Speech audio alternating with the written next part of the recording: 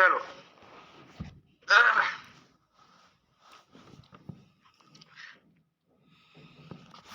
तो हम अधिकार पढ़ रहे हैं। कौन सा वाला 59? हाँ 59 तो वही है ना।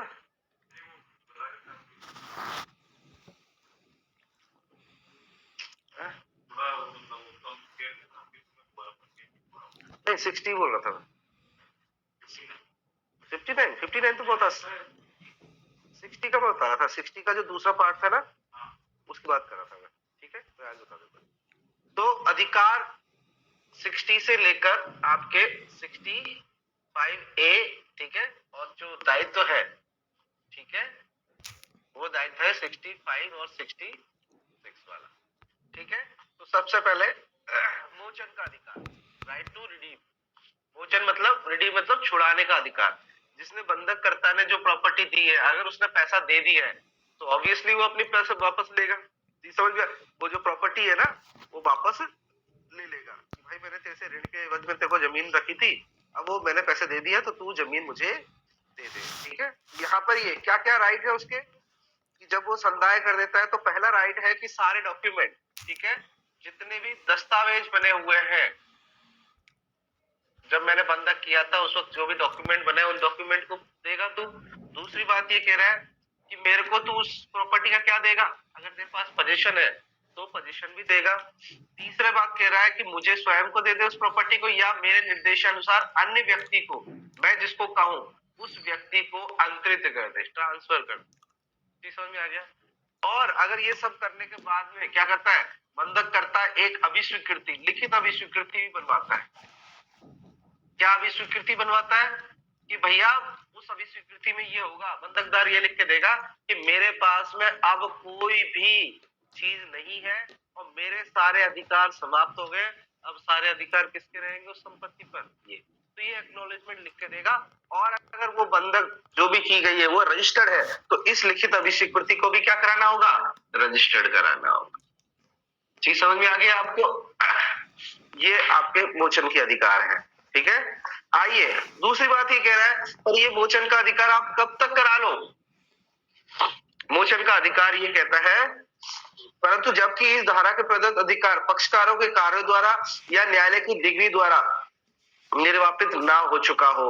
मतलब अगर न्यायालय ने कोई डिग्री दे दी या पक्षकारों ने ऐसा कोई कार्य कर लिया तो ये अधिकार क्या हो जाएगा, खत्म हो जाएगा। ठीक है, तो कहने का मतलब ये है कि यहाँ पर आप ऐसा जो ये मोचन का अधिकार का वाद कब लेके आ जाओ कि एक दूसरा अधिकार था पुरोबंध का अधिकार, वो पुरोबंध की डिग्री लेता है। कौन लेता है कि सर इसने पैसा संदाय नहीं किया है तो आप मुझे क्या है इसको बेचने का राइट दे दीजिए। उसकी डिग्री लाने से पहले पहले आप क्या कर लीजिए, मोचन का अधिकार लीजिए, क्योंकि वहां पर अगर डिग्री दे दी है तो आपका अधिकार क्या हो जाएगा, समाप्त है। यही कहना चाहता है, डिग्री द्वारा निर्वापित ना हो चुका हो, मतलब क्या नेगेटिव लिखा है वहां पे। ठीक है,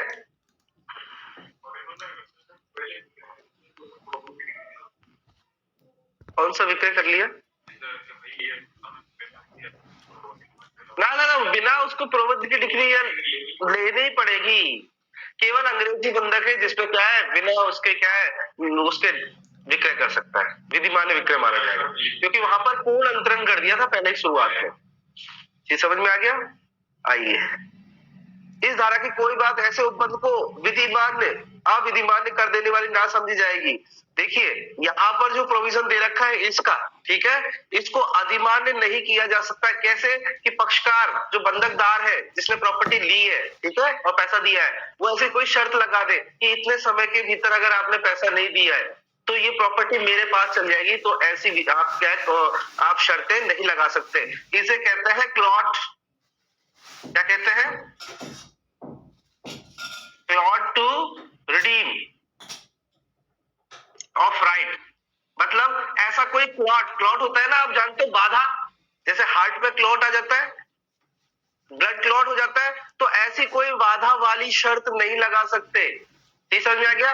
और वो अगर लगाएंगे तो ये उपबंधों को वो अविधिमान्य नहीं मानेगी, मतलब इसको प्रायोरिटी दी जाएगी। उदाहरण के लिए देखिए, यदि कोई व्यक्ति कहता है कि मैं तेरे को बंधक दे रहा हूँ, वो मैं तेरे को पैसा दे रहा हूँ, तू मेरे पास में अपनी जमीन रख दे, और अगर तू बेचेगा तो मेरे को ही बेचेगा। ये क्या बात हुई भाई? मेरे को तो राइट टू ट्रांसफर में किसी को भी कर सकता हूँ। नहीं नहीं, तू मेरे को ही बेचेगा। तो जहां पर जो पैसा लेता है बंधकदार, उसका प्रभाव क्या कब होता है, और बंधककर्ता का प्रभाव कब होता है, और सबसे ज्यादा प्रभाव किसका होता है? बंधकदार का होता है ना, जो पैसा दे रहा है, इसको तो पैसा चाहिए। तो ये यहाँ पर क्या होता है, बंधकदार ऐसी कोई शर्त नहीं लगाएगा जो क्लॉट करती हो राइट टू रिडीम को। समझ में आ रही है? तो यहाँ पर ये इसको ही कहता है, इसको ये क्या है, इसको थ्योरी ऑफ, ये क्या है, clause to write off redeem, यानी इस तरह की कोई वादा लगाते हैं तो वो इस सिद्धांत को अविधिमान्य नहीं कर देगी। कहने का मतलब, यानी आपने ऐसी शर्त लगाई तो शून्य होगी। अगर किसी को रिडीम से अगर आप वंचित कर रहे हो, आप उसको क्या है, मोचन के अधिकार से ऐसी शर्त लगाकर उसको वंचित कर रहे हो, तो वहां पर क्या है, ऐसा जो शर्त लगाई है वो क्या होगी, अविधिमान्य होगी, शून्य होगी। कहने का मतलब ये चीज समझ में आ गया? तो क्लॉट मतलब ऐसी कोई बाधा नहीं लगा सकते जो मोचन के अधिकार को रोके, कोई सी भी बाधा नहीं लगा सकते। अर्थात ये हुआ कि मोचन का अधिकार एब्सोल्यूट अधिकार है एक तरह का, जब तक पक्षकार स्वयं या न्यायालय की डिग्री द्वारा उसे वो ना कर दे। चीज समझ में आ गया? अदरवाइज वो अधिकार हमेशा बना रहेगा। आप कोई क्लॉट या बाधा लगाओगे तो उसका कोई प्रभाव नहीं होगा, अविधिमान्य नहीं होगी वो। चीज समझ में आ गया? ये प्रोविजंस थे ना दस्तावेज लेने का, ये क्या इनवैलिड नहीं होंगे। कौन सा समझ में आ गया इस चीज का? आइए अब देखो ये क्या कहना चाहता है, बंधक संपत्ति के, ये थोड़ा मैं बताने वाला था आपको, ठीक है? तो यही सेक्शन 82 में भी पढ़ेंगे आप, सेम टू सेम, ठीक है? इसको अविधाय का सिद्धांत कहते हैं, ठीक है? तो यहां पर कहता है, देखो मैं पढ़ देता हूं इसको। इस धारा की कोई बात बंधक संपत्ति के अंश में ही हितवत किसी व्यक्ति को बंधक मध्य अवशिष्ट रकम, अवशिष्ट शोध रकम के आनुपातिक भाग के संदाय पर अपने ही अंश को मोचन कराने का अधिकार नहीं होगा। देखो यहाँ पर इसको थोड़ा समझो, ठीक है? अब यहाँ पर आपका थोड़ा सा दिमाग लगेगा। क्या लगेगा कि जहां पर क्या है, हाँ मैडम। सर नमस्ते। हाँ बोलो सर, कैमरा आपका शायद क्लियर नहीं है, बहुत धुंधला धुंधला सा दिख रहा है। बिल्कुल, मुझे भी नजर आ रहा है, बिल्कुल सही कह रहे हो आप।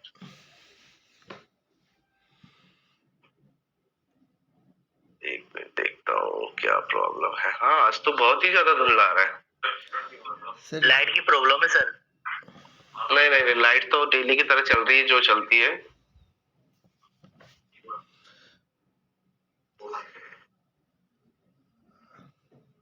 ठीक है सर, है ना? हाँ, अब सही है? ठीक है। हाँ अरे ये बात ठीक है सारी बोल दिया करो ऐसी चीजें, क्योंकि क्या है, थोड़ा सा क्या फोन वोन को ऐसा लगता है ना, तो थोड़ा सा क्या पसीना वसीना या फिर कुछ ऐसी चीजें हो जाती है, रोज का दिन चल ही रहे, हर चीज पे हो जुम जाती है। चलिए तो देखिए, अब देखिए यहाँ पर ये क्या कहना चाहता है, ए बी सी तीन है और तीनों का एक प्रॉपर्टी पे क्या है, उसका हित है, ठीक है?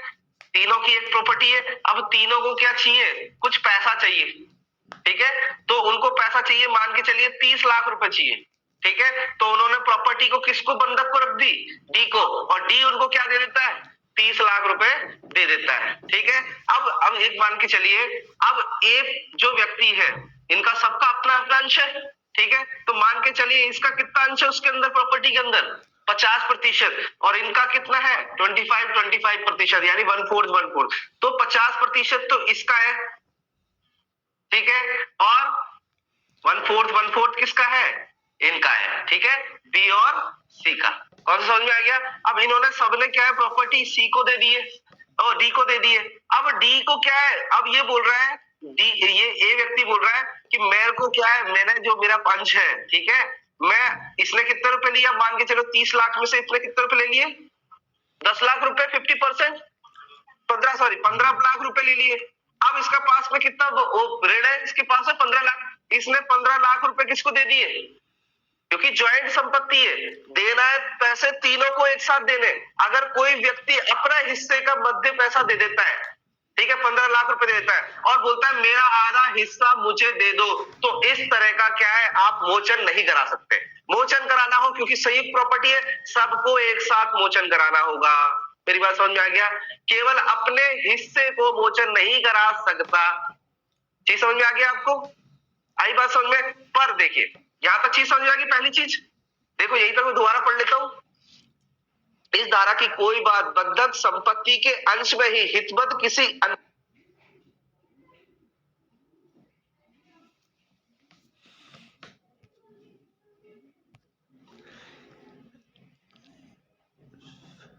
लेफ्ट हो गए सर।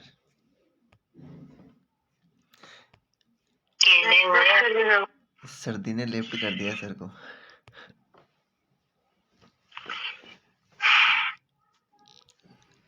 अभी वापस से आएंगे।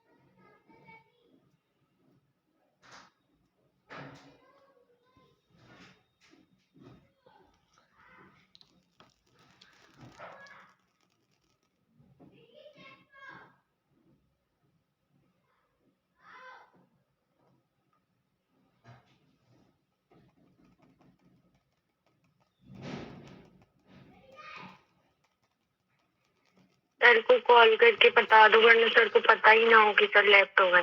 नहीं अभी आ जाएंगे, वो होता है जनरली ऐसा। ठीक है।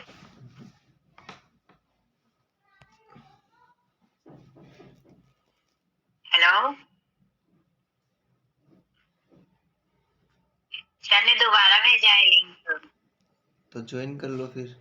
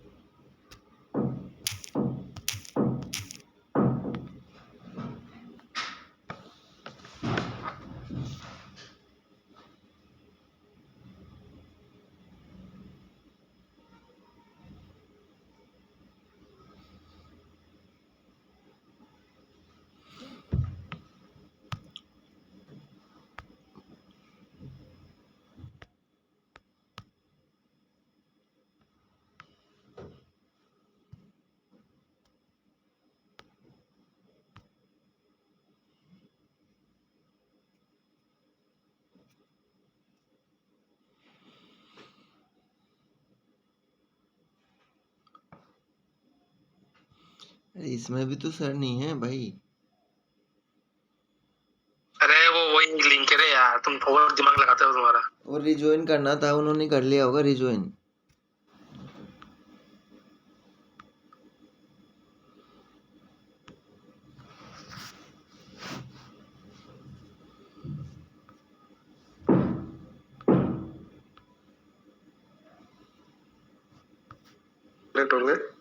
आ गया ना? अच्छा, अपने आप आ गया। अंकित? हाँ हाँ बिल्कुल।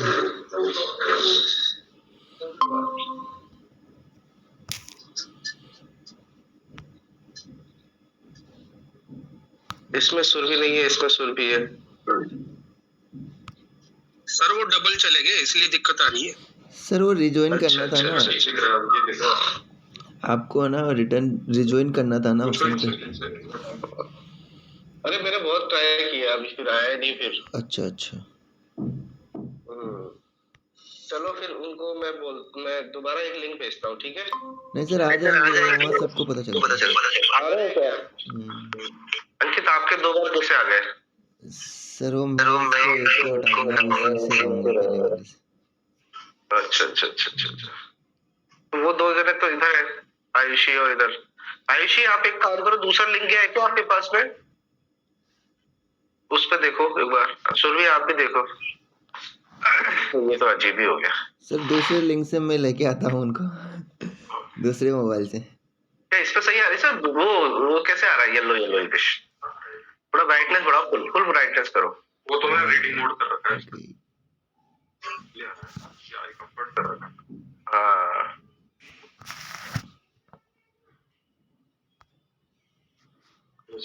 हाँ ये वो जब भी आएगी, जब अभी आ गया। ठीक है, आगे ना। चलो कल से देख लेंगे इसको, है चलाते दिया, आपके से लिंक भेज देंगे। तो मैं क्या कह रहा था, हाँ देखो, मैं पढ़ रहा था इसको कि अगर सबकी जॉइंट प्रॉपर्टी है और उसमें से किसी का कोई हिस्सा है, ठीक है, अब वो हिस्सा का जो जो लोन लिया था, जो भी ऋण लिया था, अब एक व्यक्ति उसको संदाय कर देता है, ठीक है, संदाय कर देता है। तो संदाय करने के बाद में उसके पास में वैसे जनरली मोचन का अधिकार था, परंतु सबकी जॉइंट प्रॉपर्टी है तो वो क्या कर सकता, नहीं करा सकता, उसको मोचन नहीं करा सकता। तो ये है इस धारा की कोई बात बंधक संपत्ति के अंश में ही हितवत किसी व्यक्ति को बंधक मध्य अवशिष्ट शोध रकम के आनुपातिक भाग, जो उसका भाग था ना, आनुपातिक भाग के संदाय करने पर अपने ही अंश का मोचन करने का हकदार नहीं बनाएगी। समझ में आ गया? तो वो उसको अकेले को इंटाइटल नहीं बना देगी पूरी प्रॉपर्टी में, अगर उसका अंश का उसने संदाय कर दिया है तो। केवल वहां के सिवाय। अब देखो कब बनाएगी, अब ये क्वेश्चन देखो, ये कब बनाएगी? अब ए व्यक्ति ने 15 लाख रुपए इसको दे दिए, ठीक है, और ये फ्री हो गया, ठीक है, जनरली वैसे तो फ्री हो गया अपनी तरफ से। अब बाकी ये क्या है, तो पूरी प्रॉपर्टी का तो एक साथ ही क्या मोचन कराया जा सकता है, अपने इंच का नहीं कराया। तो ये व्यक्ति क्या करता है, ये व्यक्ति इसी को अपना हिस्सा सेल कर देता है। क्या कर देता है? दे देता है, या फिर किसी भी तरह से ये क्या कर लेता है, उसको प्राप्त कर लेता है। कौन? मोर्गेजर, मोर्गेजी, ठीक है, बंधकदार उससे क्या है, उसके हिस्से को किसी भी तरह से, आपने पढ़ा है, पहले भी पढ़ चुके हैं कि कोई प्रॉपर्टी है उसमें अपना हिस्सा बेच सकते हो आप, पढ़ा है कि नहीं पढ़ा आपने? जी समझ में आ गया? तो इसने अपने हिस्से को किसको दे दिया? इसको दे दिया। जी समझ में आ गया? अब इसको दे दिया तो ये मालिक इनडायरेक्टली इसका बन गया। अब ये दोनों इंटाइटल हो जाएंगे अपने अपने हिस्से को मोचन कराने के लिए, ये कहना चाहता है। जी समझ में आ गया? एक ने अपना हिस्सा दूसरे को दे दिया और इसने बंधकदार ने अर्जित कर लिया, तो ये व्यक्ति अपने अपने हिस्से का क्या है, अब तो साफ पता चल गया। अब जॉइंट में क्या है, बंधकदार आ गया, पहले तो ये पार्टीज थी, अब ये आ गया, तो इन व्यक्तियों को राइट मिल जाता है कि ये व्यक्ति अपने अपने हिस्सों को क्या करा ले, हम उसमें से मोचन कर, क्योंकि तभी तो पार्टी अलग अलग प्रॉपर्टी आएगी, इसको भी पता कैसे चलेगा कि मेरा कौन सा हिस्सा है इसके अंदर। ठीक है, तो इसने इसको बेच दिया, ये करा लेगा, तो इनको भी पता चल गया कि मेरा हिस्सा कौन सा है, तो ये अपने हिस्से को क्या करा सकते हैं, मोचन करा सकते हैं, अदरवाइज वो नहीं करा सकते। तो ये अलग अलग पैसा देके अपना अपना हिस्सा करा सकते हैं। हाँ, वो अपना अपना अपना अलग देके करा सकते हैं, ये करा सकते हैं अपने अपने हिस्से का, ठीक है, क्योंकि अब बंधकदार आ गया। तो देखो यहाँ पे क्या करा सकते, तब के सिवाय, केवल वहां के सिवाय जहां बंधकदार ने, ठीक है, बंधकदार ने, यदि एक से अधिक बंधकदार है, तो ऐसे एक बंधकदार हो या एक से अधिक बंधकदार हो, तो सब बंधकदारों ने बंधककर्ता के उस अंश को पूर्णतः या भागतः अर्जित कर दिया है, तो वो क्या है, उसको करा सकते हैं, अदरवाइज वो सिंगल आदमी नहीं करा सकता। चीज समझ में आ गया? तो मोचन के अधिकार में चीज समझ में आई आपको? अगर जॉइंट प्रॉपर्टी है तो अकेला उसको मोचन नहीं करा सकता, अगर उसने पैसे का संदाय भी कर दिया है तो, पर इसने क्या है, अपनी प्रॉपर्टी किसी तरह से इसको दे दी और बंधकदार ने उस पर हित अर्जित कर लिया, तो फिर बाद में ये लोग अपना क्या करा सकते हैं, मोचन करा सकते हैं। इंसॉल्वेंट हो गया मतलब और ये अपने इंटरेस्ट देता है डी को, जो प्रॉपर्टी है ए को वापस नहीं करेगा, लेकिन जो और इस दौरान ए बी सी में से कोई इंसॉल्वेंट हो गया, हाँ, तो फिर क्या होगा? इसने इसको प्रॉपर्टी दे दी, ठीक है, तो ये तो मुक्त हो गया, ठीक है, अब बचे ये दोनों, अब इन दोनों में से कोई इंसॉल्वेंट हो जाता है, तो जब तक इंसॉल्वेंसी खत्म नहीं होगी, उसको तो पैसे से मतलब है, आपने कौन सा बंधक कर रखा है, समय के अनुसार कर रखा है या क्या है, तो आपने देखा होगा लिमिटेशन रुका रहता है, ये समझ में आ गया?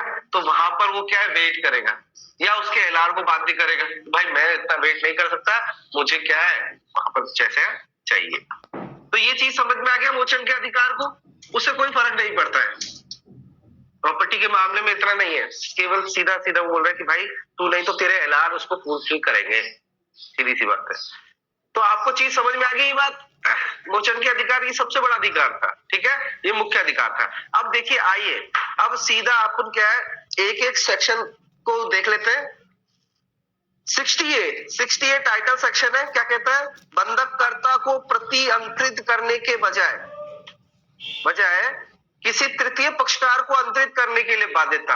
अब देखो यहाँ पर राइट्स पढ़ रहे हैं, तो बंधककर्ता क्या चाहता है, ए व्यक्ति बी व्यक्ति को जो बंधकदार है उससे ये कह रहा है कि मुझे प्रॉपर्टी मुझे वापस मत करो, मैं जिसको कह रहा हूं उसको वापस करो। चीज समझ में आ रही है? तो इसकी बाध्यता होगी और इसका अधिकार होगा।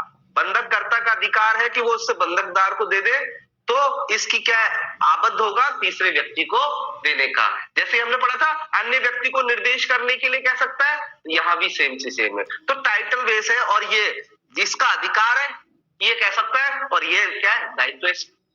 समझ आ गया? तो ऐसा कह दिया तो ये क्या होगा, आबद्ध होगा।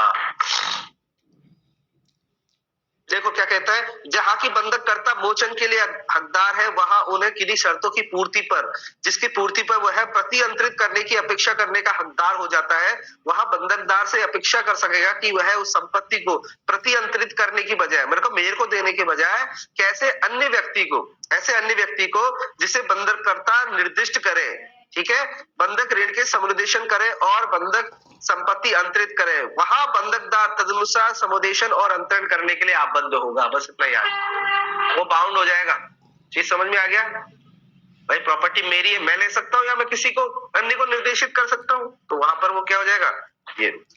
आइए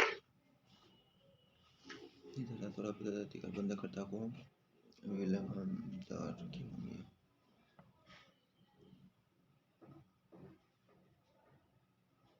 चलिए बी देखिए, 60B क्या कह रहा है, दस्तावेज के निरीक्षण और पेश करने का अधिकार। ये सबसे है कि भाई मेरी तो प्रॉपर्टी है, ठीक है, ए ने बी को अपने क्या है 10 लाख रुपए लिए थे और अपनी प्रॉपर्टी क्या है उसके पास में क्या है दे दी थी, तो उस प्रॉपर्टी का निरीक्षण कर सकता है या उससे संबंधित दस्तावेजों को देख सकता है। दस्तावेज भी तो रखते हैं हक निक्षेप वाले, तो उनको क्या कर सकता है, वो निरीक्षण कर सकता है। तो ये इसका अधिकार है, टाइटल हेडिंग है, ठीक है।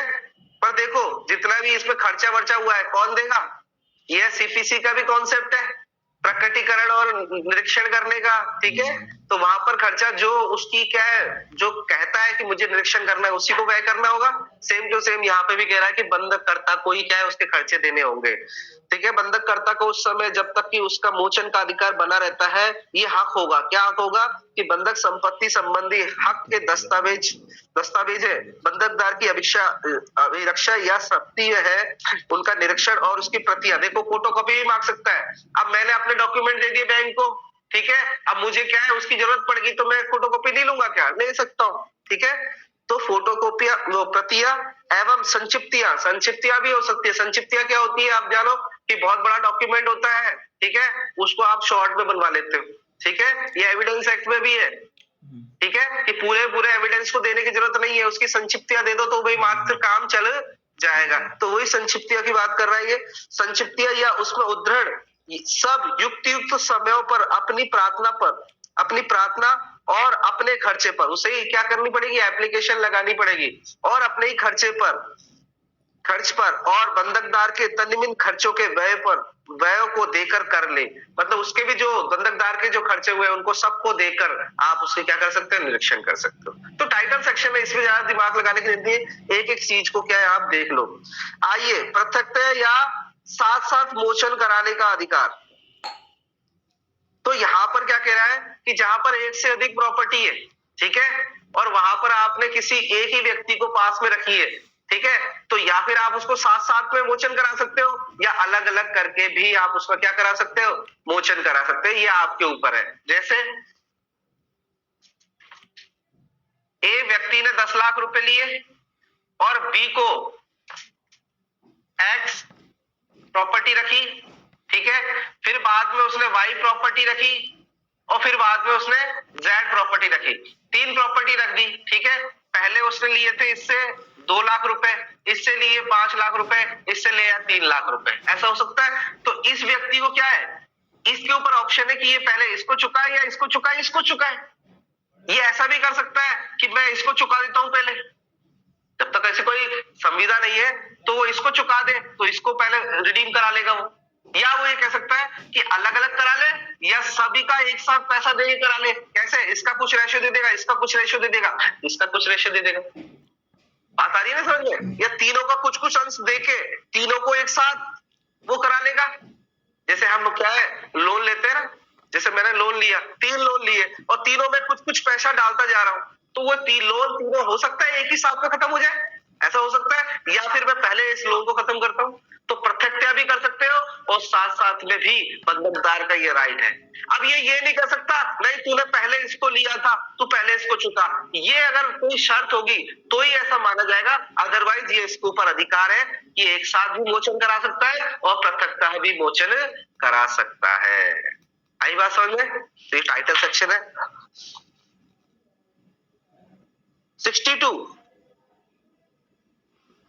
बहुत आसान है कि भैया जो कब्जा दिया है, मैंने आपको प्रॉपर्टी दी है तो मुझे वापस उसका कब्जा प्राप्त करने का राइट है। जी समझ में आ गया? तो कब्जा प्रत्युद्धरण या भोग बंधक कर्ता का अधिकार, मतलब मैंने आपको कब्जा दे दिया है, ठीक है, आपको प्रॉपर्टी दे दी है तो मैंने आप पैसा दे दिया है तो मुझे वो कब्जा वापस दिया जाए। तो ये यहीं पे गिरा प्रत्युद्धरण, वापस लेने का अधिकार।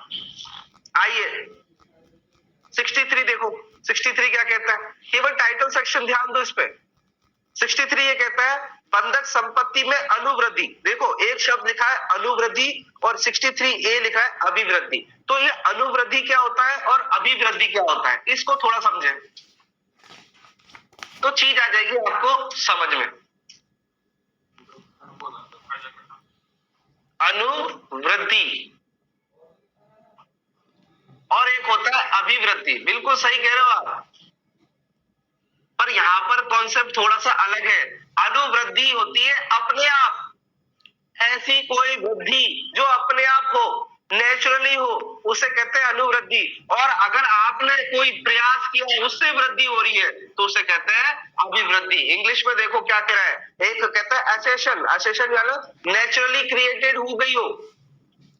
तो आप बताइए जो नेचुरली क्रिएट हुई है वो किसका राइट हो गया? उसका मालिक का। नहीं समझे? जिसकी प्रॉपर्टी थी, जैसे लैंड अपने आप अलग से लैंड आ गई, ठीक है। जैसे आप इस बात को समझो, ये एक लैंड भूमि थी, ए व्यक्ति ने बी व्यक्ति को क्या करी है, मॉर्गेज करी थी, ठीक है, इसको मॉर्गेज कर दी। अब क्या हुआ कि इधर से क्या एक नदी जाती थी, क्या जाती थी? नदी जाती थी। अब नदी ने अपना मोड़ थोड़ा सा चेंज कर लिया, तो ये वाली सारी संपत्ति अब किसकी हो गई है? क्योंकि उसने क्या कर दिया, वृद्धि हो गई है भूमि के अंदर। तो ये नेचुरली हुई है या उसने की है? बंधकदार ने नेचुरली हुई है, तो इस पर राइट किसका होगा? अब ये खेत का हिस्सा अब बढ़ गया है, तो ये बढ़ा हुआ हिस्सा इसका नहीं है बंधकदार का, अब बढ़ा हुआ हिस्सा इसका है। समझ में आ गया? ये कहना चाहता है। परंतु अब ये सोचिए, इसने कोई अभिवृद्धि की है, इसने अपने प्रयास से कोई निर्माण किया है तो उसकी वैल्यू बढ़ गई है, या फिर क्या है उसमें कोई अभिवृद्धि हुई है, तो ये राइट हो जाएगा इसका। जी समझ आ गया? दोनों ही है, नेचुरली हुई है तो ये प्राप्त करेगा, और अगर उसमें अभिवृद्धि हुई है, ठीक है, तो ये प्राप्त करेगा। ठीक है, देखो आप देखो,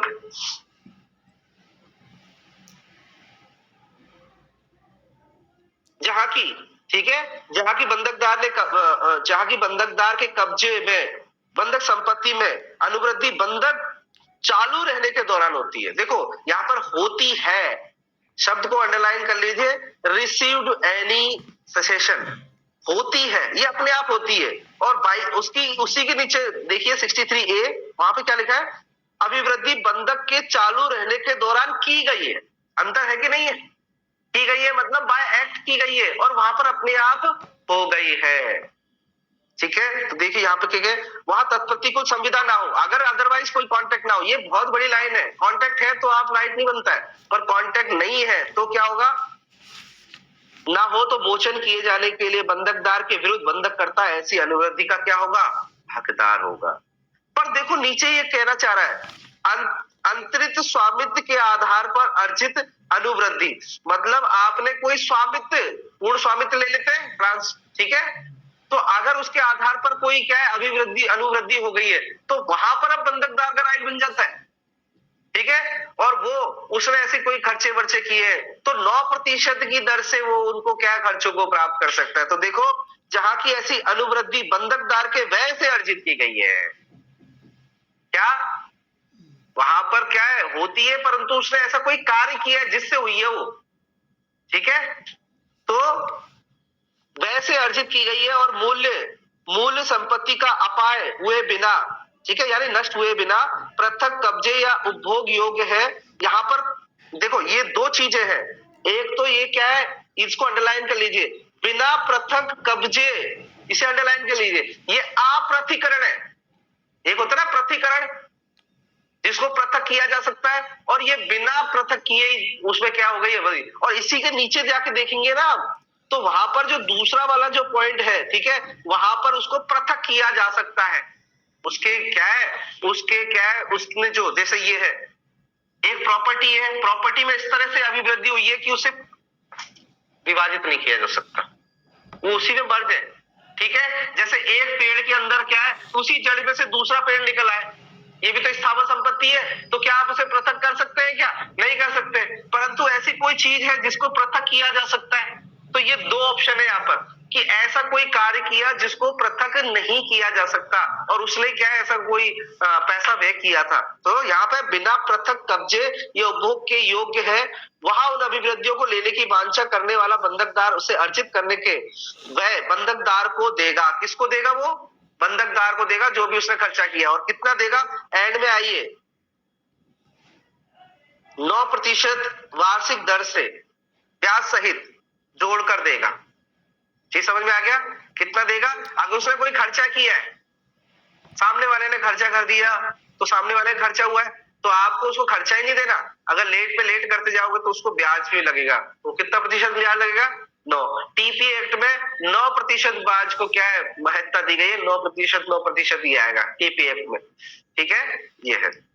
आइए ऐसे ही यहाँ पर कह रहा है अभिवृद्धि,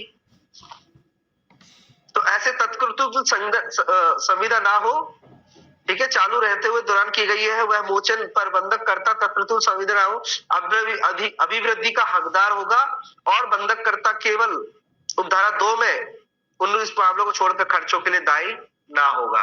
केवल खर्चे मिलेंगे और कुछ नहीं मिलेगा, वो प्रॉपर्टी उसी के पास जाएगी। आइए नेक्स्ट देखिए, नेक्स्ट कौन सा है? 64 और 64A। पहले 64A देख लो।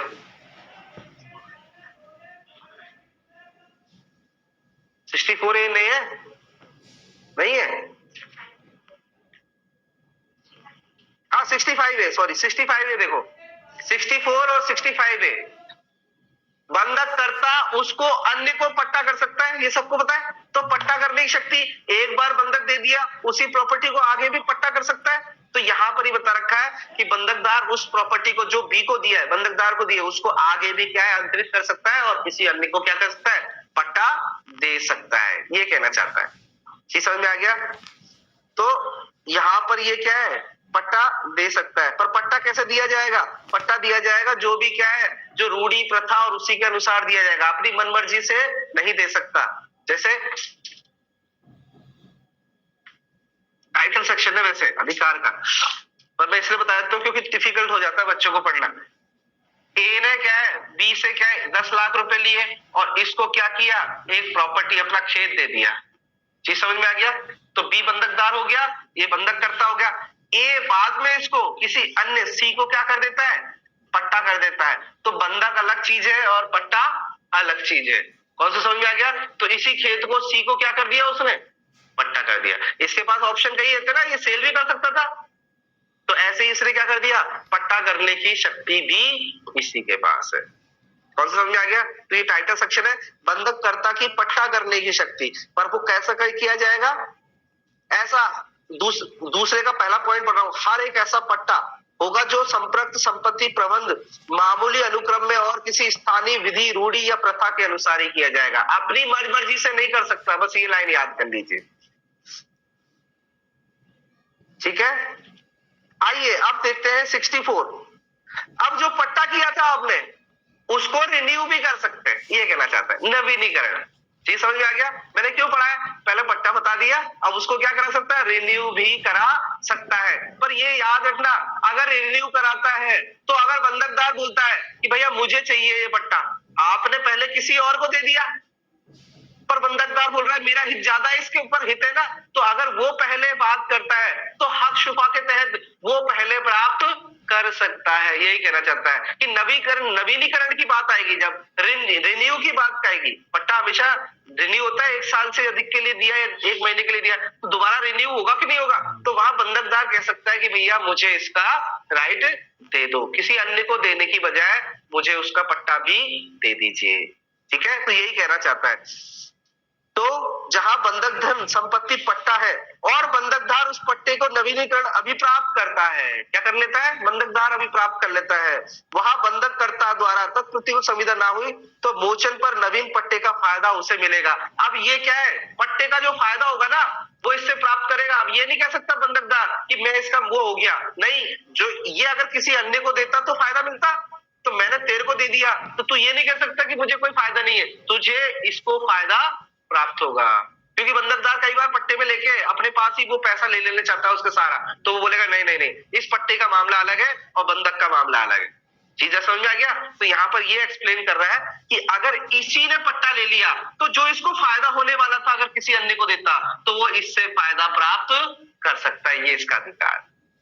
नहीं तो ये शाणापंथी बोल कर करेगा कि मैं इसको पट्टे पे ले लेता हूँ और पट्टे पे ले लेकर सारा उपभोग करेगा, बोले नहीं नहीं नहीं, ऐसा करने नहीं दिया जाएगा, यहाँ पर इसका राइट बना रहेगा। बंधक किए तेरे को, पट्टे पे मेरे को अधिकार अलग मिलते हैं, तो तू अगर पट्टे पे ले रहा है तो तुझको ही वो फायदे देने होंगे जो इसको प्राप्त है, क्योंकि मोर्गेज वाली चीज अलग है, पट्टे वाली चीज अलग है। ये समझ में आ गया? और बंधकदार ये नहीं कह सकता कि अब मेरे पास बंधक भी है पट्टा भी है तो सारा अधिकार मैं रखूंगा। अदरवाइज कॉन्ट्रैक्ट ना हो, आपने कह दिया मान के चलो इसको बी को पट्टे भी रख दिया और इससे 5,000 रुपए मंथली आ रहे हैं, तो आप बोल सकते हो कि आपका पैसा इस 5,000 में काटता रहेगा, तो बात अलग है। अदरवाइज इसके जो 5,000 मिलते रहेंगे वो किसको मिलेंगे, इसको मिलेंगे। हाँ उसका भी तो ब्याज देना होगा। हाँ, वो तो उसमें ही है ना, वो बोल सकता है कि मैं ना 10 लाख रुपए का क्या तेरे को दे रहा हूँ, इसमें क्या है मुझे क्या है, जैसे बैंक को नहीं रखते आप, वो नहीं कहना चाहता, हाँ वो एडजस्टमेंट अलग चीज आ गई, वो एडजस्टमेंट करना होता तो फिर बात अलग, तक प्रतिकूल संविदा आ गई। मैं आपको 10 लाख रुपए दिया है, मैंने अपनी प्रॉपर्टी केवल बंधक दी है। अब मैंने कौन सा बंधक दिया है मैंने ये नहीं बताया आपको, मैंने भोग बंधक दिया होता तो तू निकाल लेता, परंतु मैंने कोई और दिया है, मैं पर्सनल लायबिलिटी ले रहा हूँ आपके लिए, मैं खुद दूंगा तुम्हें पैसे, तुम उस प्रॉपर्टी को हाथ में लगाओ, और वो प्रॉपर्टी मैंने सी को दे दी है, तो सी से पट्टे से अगर 10,000 रुपए आ रहे हैं तो वो उसको उसमें से एडजस्ट कर लेगा, पर इसी ने वो पट्टा ले लिया है तो ये 10,000 रुपए जो आ रहे हैं वो प्राप्त करेगा, क्योंकि मैं पर्सनली लायबिलिटी ले रहा हूँ, इस पट्टे से जो पैसा आएगा वो तेरे को टच करने की जरूरत नहीं है, जब तक कोई प्रतिकूल संविदा ना हो। भाई अंग्रेजी बंधक ही सबसे अच्छा होता है, अच्छा कुछ नहीं होता, ये तो आदमी के विकल्प है, नहीं तो सबसे अच्छा तो हक विलेख वाला है। ठीक है, डॉक्यूमेंट को क्या अगर आपने पास में रख लिया, एविडेंस एक्ट भी वो उसको करता है, ठीक है, वहां पर अगर कोई हक विलेख किसी अन्य व्यक्ति के पास है, ठीक है, तो वहां पर उसको बाध्य नहीं किया जा सकता है, उसके पास में अधिकार मिल जाता है, विशेष अधिकार आ जाता है उसके पास में, नहीं, क्योंकि लॉ भी बोलता है नहीं, आप अपने चाहे वो कैसे भी उसे फंसाते हो चाहे कुछ भी करते हो तो भी वो देने के लिए बाध्य जब तक नहीं है जब तक वो व्यक्ति ना कह दे कि भैया हाँ दिखा दो। चीज समझ आ गया? तो हक विलेख को क्या है, लॉ भी प्रोटेक्ट कर रहा है, एविडेंस एक्ट है ना। चलिए, तो अभी आपने ये चीज समझ लिया, अगर इसने खुद में पट्टा नवीनीकरण के तहत बंधकदार ने प्राप्त कर लिया तो इस पट्टे पे जो अधिकार है वो इसको मिलते रहेंगे, कहने का मतलब ये। आइए, तो हमारा क्या है 65A तक कंप्लीट हो गया अधिकार, देखो ठीक है, परंतु आइए इधर आइए 65 और 66 इसके दायित्व है, क्या दायित्व है, तो 65 वो देखिए, बंधककर्ता द्वारा विवक्षित संविदाएं, टाइटल से ही पता चल रहा है कि कुछ ऐसी संविदाएं होती है जो इम्प्लाइड होती है, तो उनको क्या है, उनसे वो बाध्य है। चीज समझ में आ गया? उनकी अगर लायबिलिटी दे रखी है, उसके अंदर कोई कॉन्ट्रैक्ट में अगर कोई लायबिलिटी दे रखी है, तो वो अधिकारी नहीं बनते। उसके क्या है, उसके कुछ हर चीज को तो नहीं लिख सकते आप, तो कुछ इम्प्लाइड कॉन्ट्रैक्ट भी है, उसके प्रति ये लायबल बना रहेगा, यही कहना चाहता है। ठीक है। और 66 क्या कहता है? हाँ, कब्जा बनाए रखने वाले बंधककर्ता द्वारा, देखिए अगर देखिए ए ने क्या है, बी को क्या है 10 लाख रुपए लिए और प्रॉपर्टी के कागजात इसके पास रख लिए। अब कब्जा किसके पास है? इसी के पास है। तो इसकी क्या जिम्मेदारी है? केवल कागज देने से काम नहीं चलेगा, इस प्रॉपर्टी को बचाए रखना है। ऐसा नहीं नष्ट कर दे, आग लगा दे, तो इसको तो कब्जे से कागज रख के क्या कर लेगा ये? तो इस प्रॉपर्टी का दुर्व्यय नहीं करेगा, नुकसान नहीं करेगा। ये बंधककर्ता का क्या है? दायित्व है। कौन सा समझ में आ गया? यही कहना चाहता है, कब्जा रखने वाले बंधककर्ता का दुर्व्यय, वो ऐसा कोई दुर्व्यय नहीं करेगा, नुकसान नहीं करेगा कि बंधकदार के हित को क्या हो जाए, प्रतिकूल साबित हो जाए। वो चीज समझ में आ गया?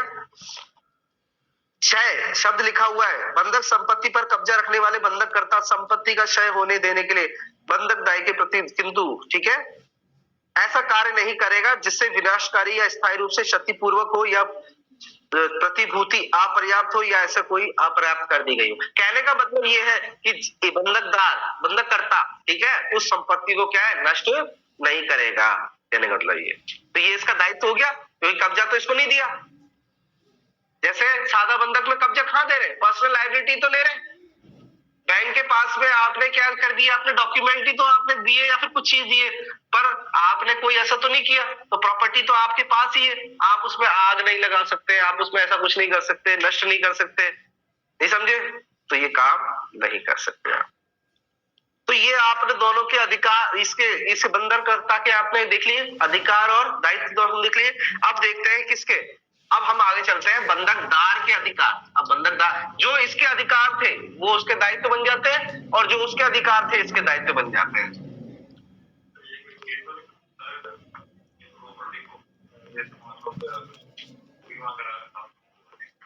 हाँ कर लेते, बहुत लोग कर लेते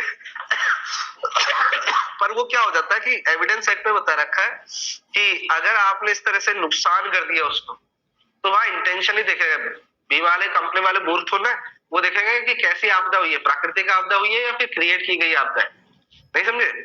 तो वहां पर अगर आप ऐसा है, एक सेक्शन है ना, सेक्शन नंबर 15 क्या कहता है आयुष, इंडियन एविडेंस एक्ट का?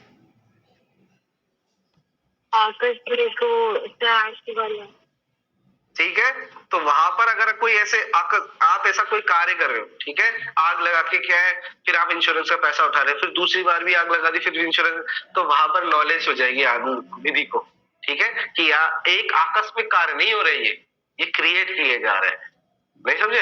तो वहां इंश्योरेंस कंपनी बकायदा उसकी क्या करती है, ऐसे आग लगने पर बकायदा एक वो ऑफिसर को भेजती है, और वो सर्च आउट करता है कि किस तरह से आग लगी, किस तरह से। अगर उसको थोड़ा सा भी शक होता है ना, तो प्रॉपर्टी का पैसा वो उसका नहीं देता, वो ये है। जैसे आपने सही कहा, ऐसे उठा लेते सब तरह से। बहुत सारे लोग हैं, शिप खरीदा, जला दिया, इंश्योरेंस ले रखा था बहुत करोड़ों का, बैंक से भी जीरो हो गया। चलिए अब ये है प्रोबंध का अधिकार, ठीक है। तो प्रोबंध या विक्रय का अधिकार सबसे मुख्य अधिकार है बंधक मोर्गेज जी आ गया यहाँ पे। उसके अधिकार क्या क्या है, तो मैंने बताया था अधिकार आपको 67 से लेकर 72 तक बताए थे, और इसके दायित्व कहाँ बताए थे, 76 में बता रखे थे, ठीक है। वैसे ये एलएलबी के हिसाब से क्वेश्चन नहीं है, ये आरजेएस के हिसाब से नहीं है, पर फिर भी टाइटल बेस तो आप याद रखो ही सही, इसके अंदर क्या है, नहीं समझे? मेरा उद्देश्य केवल ये नहीं है कि एक एक लाइन का वो करना, ठीक है। मेरा उद्देश्य ये है कि आप टाइटल सेक्शन तो याद रखो कि क्या कहता है क्या नहीं कहता। मैंने आपको विक्रेता के नहीं पढ़ाया, मैंने आपको क्या है विनिमय एक्सचेंज के नहीं पढ़ाया, मैंने केवल इसी के पढ़ाता हूँ, ठीक है। मैं पट्टे के भी अधिकार नहीं पढ़ाता, मैं केवल और केवल बंधक के आती थी, तो बड़ा बंधक का थोड़ा इश्यू रहता है। चलिए आइए प्रोबंध, क्योंकि ये बहुत इंपॉर्टेंट है, ठीक है। फोरक्लोज फोर क्लोज देखो, ए व्यक्ति ने बी व्यक्ति को 10 लाख रुपए दिए और अपनी प्रॉपर्टी दी थी, ठीक है, इसको, ठीक है। अब ये व्यक्ति असफल हो जाता है, निश्चित समय पर पैसा नहीं चुकाता है, तो इसका क्या राइट है? इस प्रॉपर्टी के एवज में क्या है? डिग्री लाना। काय की डिग्री लाना? प्रोबंध की, फोर क्लोजर की। सर ये डिफॉल्ट हो गया है, अतः मुझे ये प्रॉपर्टी मेरे नाम करी जाए और इसको बेचान विचान करके मुझे पैसा दिलाया जाए। तो ये अधिकार किसका है? बंधक धारक का है। कौन सा समझ में आ गया?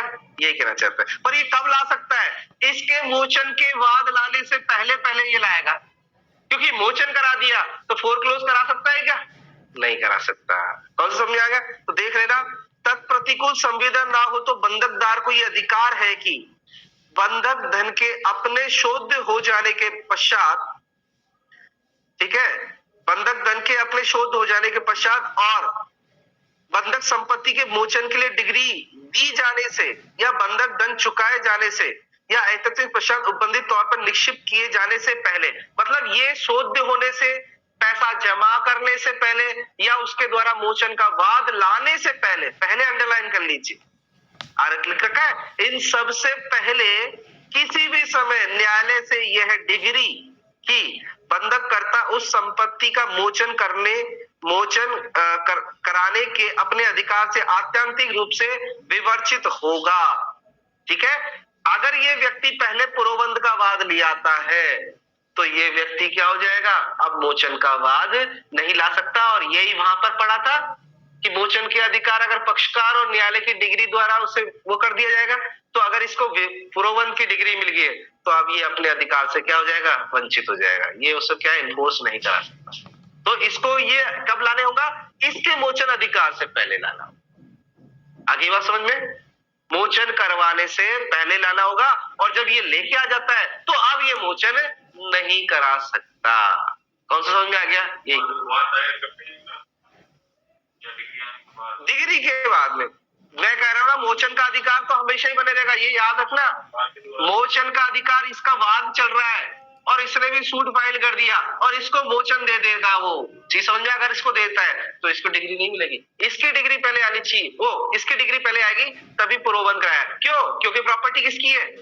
एंड मौके तक आप देखो, थोड़ा सा भी कॉन्सेप्ट रखो, अगर डिग्री इसके पक्ष में भी आ गई, क्या डिग्री इसके पक्ष में भी आ गई, तो भी न्यायालय क्या करता है? इससे एक बार पूछेगा, भाई तेरे को चाहिए, बोल।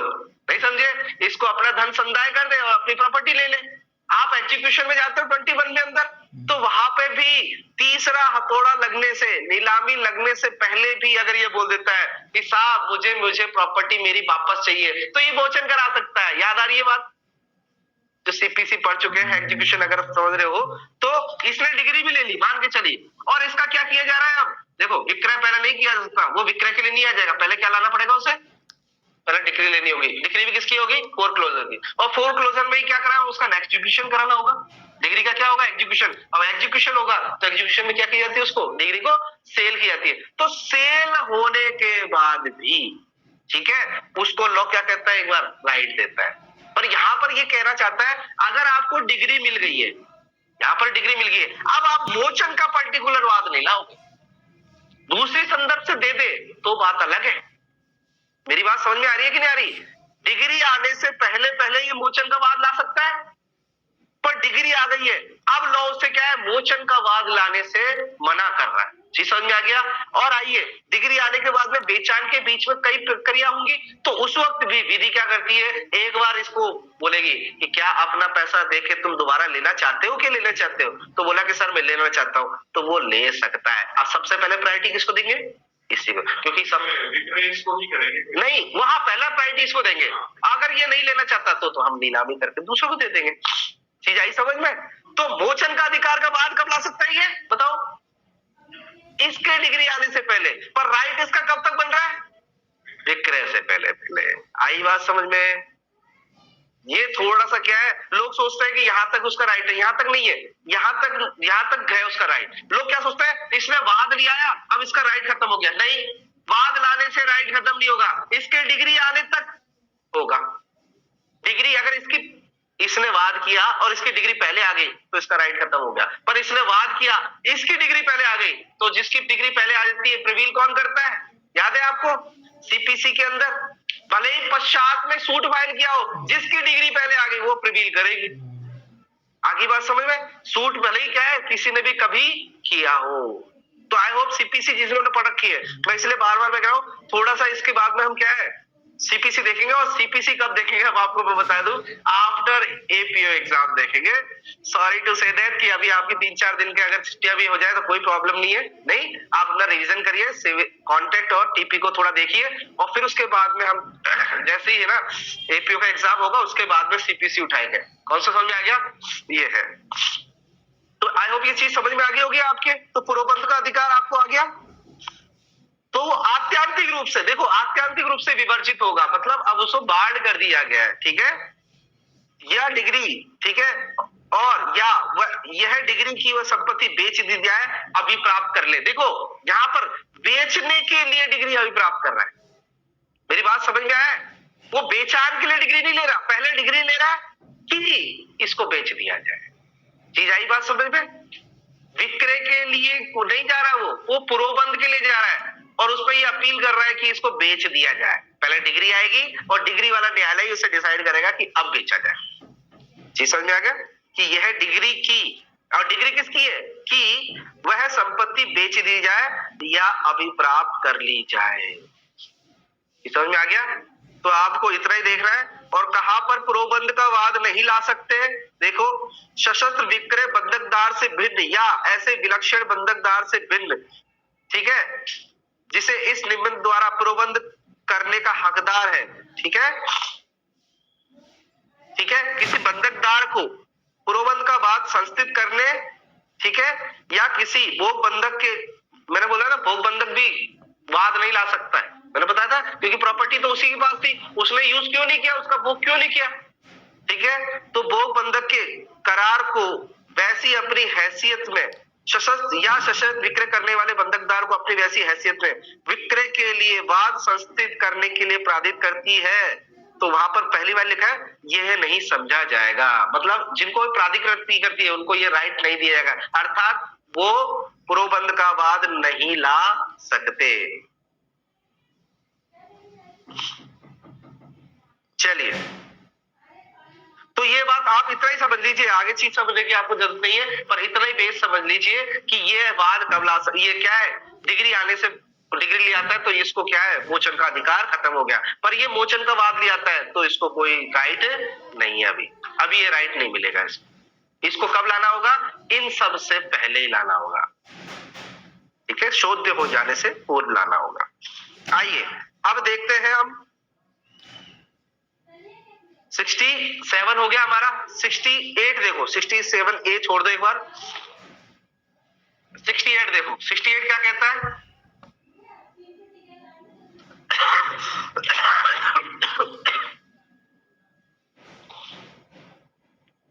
देखो मैंने क्या कहा था, नॉर्मली क्या है, प्रोबंध के लिए बात ला रहा है, नॉर्मल सूट भी लेके आ रहा है। मैंने उपचार बताए थे आपको, उपचार बताए थे, एक तो प्रोबंध के लिए वाद तो ला ही सकते हैं, नॉर्मल सूट भी ला सकते हैं। तो यही पे ये कह रहा है बंधक धन के लिए वाद लाने का अधिकार, ठीक है, ठीक है।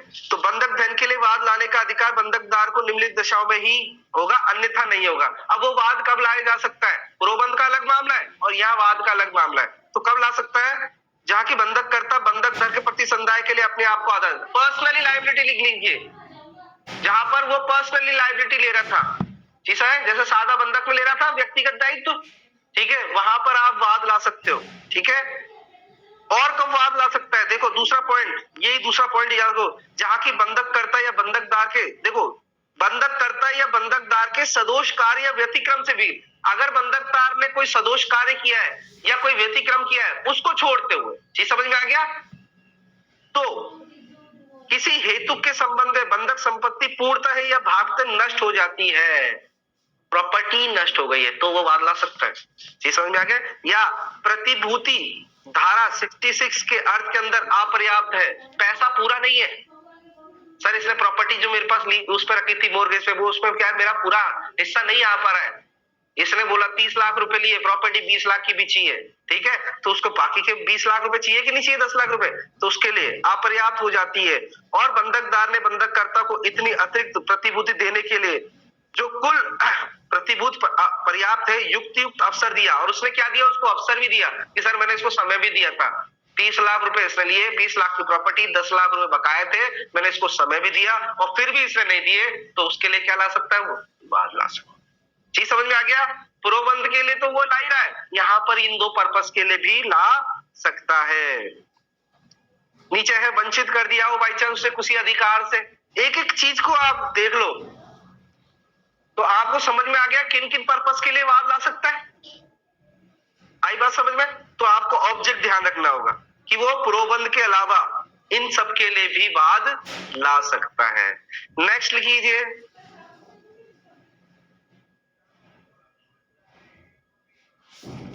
देखो मैंने ये आपको पढ़ा दिया था एक बार, ये पढ़ा दिया था 69 पढ़ा दिया था कि कब वो विक्रय कर सकता है। तो अंग्रेजी बंधक में मैंने बताया था, एक लाइन अंडरलाइन कर लीजिए, विक्रय करने की शक्ति कब विधि मान्य होती है, क्योंकि पहले ही उसे एब्सोल्यूट राइट दे दिया गया था।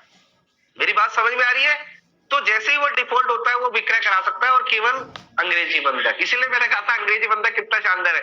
प्रोबंध के लिए बात लाने की उसे क्या है, वो क्या है, उसको जरूरत नहीं है, इसको विक्रय डायरेक्ट करा सकता है ये। ठीक है, आइए नेक्स्ट सीधा चाहिए रिसीवर की नियुक्ति। अब देखो रिसीवर कौन होता है, ये प्रॉपर्टी की रक्षा वक्षा के लिए रिसीवर नियुक्त होता है। अब आपने क्या मुझे बंधक तो दे दिए, पर आप इनडायरेक्टली उसके साथ में छेड़छाड़ कर रहे हो, और मैं एक बड़ा आदमी हूं, मैं ध्यान नहीं दे पा रहा, तो आप तो नष्ट कर दोगे। तो मैंने बीच में एक रिसीवर नियुक्त कर दिया। एक पॉइंट लिख लीजिए, रिसीवर नियुक्त करने का राइट किसका होता है, रिसीवर कौन नियुक्त करता है, तो अंडरलाइन कर लीजिए दूसरे पैरा के अंदर, बंधकदार द्वारा रिसीवर नियुक्त किया जाएगा। दूसरा पॉइंट दे रखा है, बंधकदार नियुक्त कौन करेगा, और एक स्टार बना के एक पॉइंट लिख दीजिए, बंधककर्ता का ये एजेंट होता है। एजेंट किसका होगा, देखो कितनी बड़ी बात है, एजेंट तो ये बंधककर्ता का है, पर नियुक्त कौन कर रहा है, ये बंधकदार। तो ये चीज को समझना है। वैसे जनरली एजेंट कौन नियुक्त करता है, आपने agent act, agency act contract में पढ़ा है, वही व्यक्ति करता है, मालिक ही करता है एजेंट प्रतिनियुक्त करने का अधिकार जो सक्षम है जो वो है। परंतु यहां पर उल्टा हो रहा है, यहां पर क्या है, प्रॉपर्टी तो बंधककर्ता की है पर बंधकदार नियुक्त कर रहा है, और वो एजेंट किसका हुआ, वो बंधककर्ता का हुआ। यहाँ थोड़ा सा स्पष्ट है, हाँ वो एजेंट उसी का हो गया, पर नियुक्त करने का अधिकार किसी को दूसरे को दिया। जैसे बैंक नियुक्त कर दे रिसीवर, पर वो एजेंट किसका है, बंधककर्ता का। ठीक है, बस इसको इतना सा ध्यान रखना। बाकी सीपीसी में हम सारा पढ़ लेंगे, ज्यादा दिमाग लगाने की जरूरत नहीं है कि क्या क्या काम करेगा, वो ब्याज ब्याज सब दिलाएगा जो भी है। ठीक है, और मैंने बताया था अगर उसने कोई अभिवृद्धि की है, सेक्शन निकालिए 70, अगर कोई अभिवृद्धि की, अनुवृद्धि की है, तो वहां पर वो क्या है, हकदार होगा, अपने उससे खुद के पैसे से की है। देखो इलस्ट्रेशन देखो कितना है, क्या आज खींच दिया। नहीं ये कि आपको खुद को पढ़ने चाहिए, तो वो तो मैं क्या आपकी मदद कर रहा हूँ आपको। देखो यहाँ पर इलस्ट्रेशन लिखा है, कार 670 का, कार नदी के किनारे वाला कोई खेत खा के पास बंधक रहता है, वह खेत जलोढ़ से बढ़ जाता है, अपनी प्रतिभूति प्रयोजन के लिए खा इसमें उसमें क्या होगा, हकदार होगा। ठीक है, चलिए नवीनीकरण, देखो वही नवीनीकरण आ रहा है, बंधकी पट्टी का जो वो बंधकदार को दी थी उसी का राइट बन जा रहा है। मैंने कहा था ना, एक बार नवीनीकरण तो बार बार में वो क्या करा सकता है, उसको रिन्यू करा सकता है, क्योंकि उसका हित उस पर ज्यादा है, तो उसका अधिकार भी सृजित हो गया। जबकि बंधक संपत्ति पट्टा है और बंधककर्ता उसे पट्टे का नवीनीकरण अभिप्राप्त कर लेता है, तब बंधकदार तत्प्रति को संविदा ना हो, नए पट्टे का प्रतिभूति के तौर पर प्रयोजनों के लिए हकदार होगा। मतलब वो क्या कर सकता है, उसको प्राप्त कर सकेगा। और लास्ट देखिए, सा कब्जा, जिसने कब्जा बनाए रखा है, जो बंधकदार के पास कब्जा है। अब आपने देखा होगा सादा बंधक में तो कब्जा नहीं मिलता है, नहीं समझे, आपने हक विलेख निक्षेप करे तो वहां कब्जा नहीं मिल रहा है, वहां तो डॉक्यूमेंट ही आपके पास है। पर दूसरी बात कह रहा है, जिसके पास कब्जा दिया गया है, जैसे भोग बंधक, ठीक है, तो वहां पर क्या करेगा वो, उसकी क्या है, कुछ अधिकार होंगे, तो बंधकदार इतना धन व्यय कर सकेगा। अब वो कितना धन व्यय कर सकेगा, यहाँ बता रखा है कि उसकी रक्षा